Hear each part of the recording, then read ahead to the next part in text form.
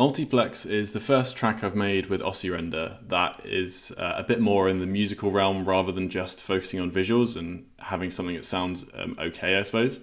So I wanted to give a bit more of a behind the scenes as to what went into creating this track, as it was a lot more traditionally musical. And what that means in practice is that we're going to be using things like DAW, a digital audio workstation. In this case, I'm using Reaper. And this really highlights sort of how Osci-Render as a plugin is really, really powerful in making these kind of tracks. So the core of this track is all based around something that I'm calling multiplexing. This is a fancy word for something that in reality is just talking about a grid. And so let me show you what the sort of core of this song is. Right, so I've got a fresh version of Osci-Render here, using a slightly modified version of the effect that's in here. And let me just turn this up a bit so you can hear. Immediately you'll see some interesting looking shapes, just like the ones that are up here in the software oscilloscope. And you'll notice that there's actually some similarities as well. So you can see these sort of curve shapes in both of them. Yeah, there we go. There's an exact same curve shape here, but you might just notice that some of them are flipped or rotated or different things like that. So this all comes down to the multiplex effect that I've programmed in Lua. You can get a bit of an insight into the actual code here. I'm not going to go in depth into this code, but if you want, you can pause this and get a bit of an understanding of exactly how this works, or in the description you can download this project for yourself and have a bit of a play with it. The core of this effect is the grid-like structure that's being created. So if I disable the effect and turn this down a little bit, you're just going to see this fairly sad looking lonely little quarter circle. We're able to get a lot of power through repeating the image, flipping it and rotating it. So if you compare this quarter circle to some of the ones here, you'll see that same quarter circle, but maybe just a bit stretched, a bit rotated, a bit flipped. And that comes all from this Lua effect. The core thing comes down to these two sliders.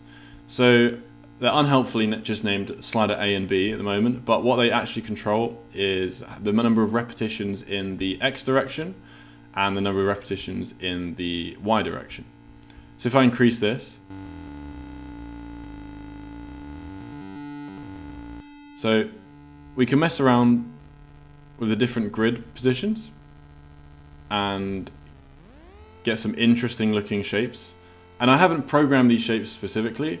I've just changed according to where we are in the grid, whether it's flipping or whether it's whether it's flipping horizontally or whether it's flipping vertically, and those in conjunction will create these like really interesting images. So that's it. That's the core of the song. From there, I've changed the slider A value to get some really interesting melodies. So most of the time I'm staying on 3 repetitions vertically or 4 repetitions vertically. And given that's like an odd and an even number, we get some sort of different sounding and looking effects. If I keep it on 3, you'll get some more, I suppose, odd looking and less uniform effects that might involve like these sort of conjoined circles. And when I increase this, when we go to multiples of the vertical repetition in the horizontal position, then we're going to get some like nice looking shapes. But when they're off, then they become a bit more odd looking and a bit more alien. I particularly like this. It looked quite like an alien language or something like that. And yeah, repeating this, especially like things like this, it looks almost like a maze or like a space filling pattern. And yeah, so this is really what goes into this. It was just a lot of playing around, seeing what looks good. And then once I had discovered that this kind of formula worked, that we could draw an image like this, where we're filling up just the corner of the region and repeating it, and it looks interesting. Then I decided, like, okay, like what else can I draw in this quadrant and repeat for it to be looking good? So I tried a few different things, and then used the slider Z right at the bottom to control which one I'm displaying at the same time. So if I go to 0.25, you'll get this interesting like inverse circle kind of thing. So you can see what I was kind of going for is here that like I'm aware that like when these are going to be joining other ones, they'll be like creating the curve furthermore over here. And the idea I was going for was to try and create different circles. And if you if you turn on this effect, you'll see that is exactly what we get. We get these different circles when they're joined together. And from here, I thought this was like interesting, but it wasn't super like, I don't know, it's not as special. It's like, it's the same thing, but just repeated, unlike the previous one, which was, you know, you'd get different patterns, different sort of like maze looking things. So that's when I went on to experiment with some of the other effects. So in particular, the rotation looks really, really interesting on this one. And it brings back the same property from before where, you know, if it's a multiple, we get these more uniform, normal looking effects. If it's not a multiple, so here we've got 4 and 3, then you get these more interesting, unique effects.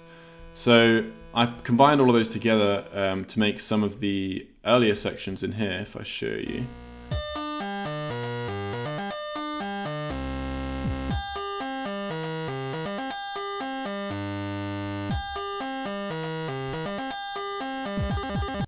And that kind of gives you an idea of like what I'm doing to make the different pitches, right? I'm primarily using the slider A, which is the number of repetitions in, if I show you this one, it's the number of repetitions horizontally. So I'm using this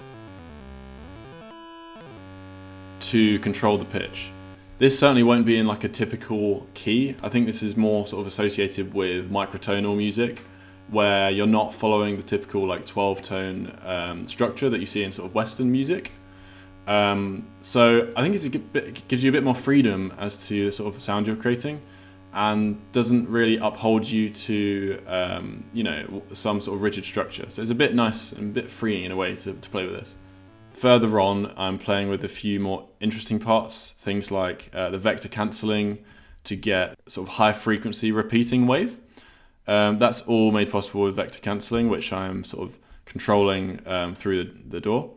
And then some other aspects which I haven't really played around with much before with Osci-Render are adding some just traditional kicks, snares, and sort of like a shaking sound, which all come together to give it a much more musical rather than visual-based vibe.